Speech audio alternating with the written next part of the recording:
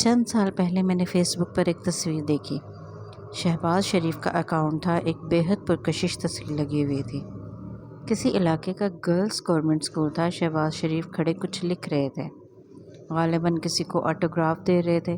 ارد گرد سفید دوپٹے اوڑھے عام شکل و صورت والی معصوم بچیاں تھیں۔ اس تصویر کی سب سے خاص بات، یا یہ کہہ لیں کہ خاص کشش کیا تھی، وہ میں آپ کو بتاتی ہوں۔ شہباز شریف کے ساتھ کھڑی 2-3 بچیاں انہیں جس محبت سے دیکھ رہی تھیں وہ قابل دید تھا۔ ان بچیوں کی آنکھوں میں وہ محبت تھی جو صرف اپنے پیار کرنے والے باپ کو دیکھ کر بچے کی آنکھوں میں امڑتی ہے۔ شاید ایک سرسری طور پر کھینچی گئی تصویر جس نے دیکھنے والے کو اپنی کشش کے دائرے میں داخل کر لیا۔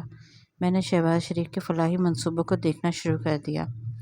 میٹرو بس بنے کافی دن گزر گئے تھے۔ بچوں کی شدید ضد پر ہم انہیں میٹرو بس کا سفر کروانے لے گئے۔ سیکٹریٹ سے سوار ہوئے اور گجو متا تک کا پلان بنا لیا۔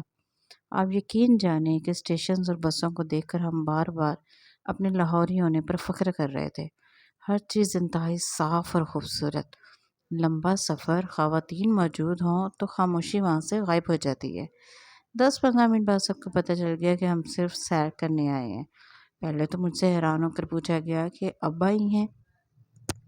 بس پھر میری بس کی تعریف کرنے پر سب نے تعریفوں کے انبار لگا دیے۔ ایک بوڑھی عورت جو گود میں طوطے کا پنجرا رکھ کر بیٹھی تھی بولی، یہ طوطا اپنی بیٹی کے گھر لے جا رہی ہوں۔ پہلے میرے اتنے پیسے لگتے تھے، اب میں 20 روپے میں پہنچ جاتی ہوں۔ پھر اس بوڑھی عورت نے ہاتھ اٹھا کر شہباز شریف کو دعائیں دینا شروع کر دی، اور میں حیران ہو کر سوچنے لگی کہ اقتدار کا اصل اثاثہ تو یہ دعائیں ہی ہیں۔ میں نے شہباز شریف کو مکمل فوکس کیا۔ ان سے متعلق ہر خبر، ہر تجزیے، ہر تبصرے کو پڑھنا، سننا اور دیکھنا شروع کر دیا۔ چند نکات کے سوا کسی کی کوئی مضبوط تنقید سامنے نہیں آئی۔ میں نے اور میری فیملی نے مڈل کلاس سے تعلق رکھنے کے باوجود لاہور میں ایک لگژری لائف سے لطف اٹھایا۔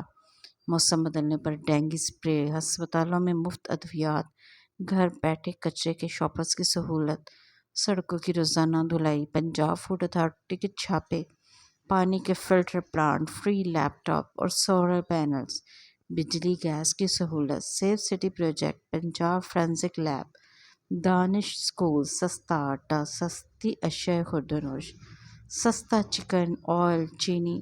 یقین مانیے یوں محسوس ہوتا تھا کہ ہم باہر کے کسی جدید ملک کے جدید شہر کی سہولیات کو انجوائے کر رہے ہیں۔ پاکستان ڈے کی خوبصورت پریڈ ہم لاہور والوں کو بھولتی نہیں ہے۔ مجھے یاد ہے کہ ہم سب فرینڈز کہتے تھے کہ اگر ہم میڈیا پہ آ کے کسی مسئلے کے لیے شہباز شریف کو پکاریں گے تو وہ فوراً گھر تک پہنچ جائیں گے۔ عام عوام کو اپنے حکمران سے یہ امید، یہ محبت مجھے کبھی نظر نہیں آئی۔ ہمارے ہاں کہاوت مشہور ہے، مرا ہوا یاد نہیں آتا، اس کے سکھ یاد آتے ہیں۔ عام عوام کو بھی شہباز شریف کے سکھ یاد آتے ہیں۔ ہم لاہور والوں کو نہ جانے کس جرم کی سزا ملی کہ ہم ایک جدید شہر سے پسماندہ گاؤں پہنچ گئے۔ اندھے بھینسوں کی لڑائی میں چیونٹیوں کا کیا قصور تھا جو پیروں تلے مسلی گئیں؟ آج تک اس سوال کا جواب نہیں ملا کہ اس تبدیلی نے ہماری بربادی کیوں کی۔ انا کی جنگ اور اقتدار کی ہوس میں ہماری پرسکون زندگیوں میں بھونچال کیوں لایا گیا؟ صرف 25,000 ماہانہ مشاہرے کی خاطر اربوں روپے کا اخلاق تباہ کیا گیا۔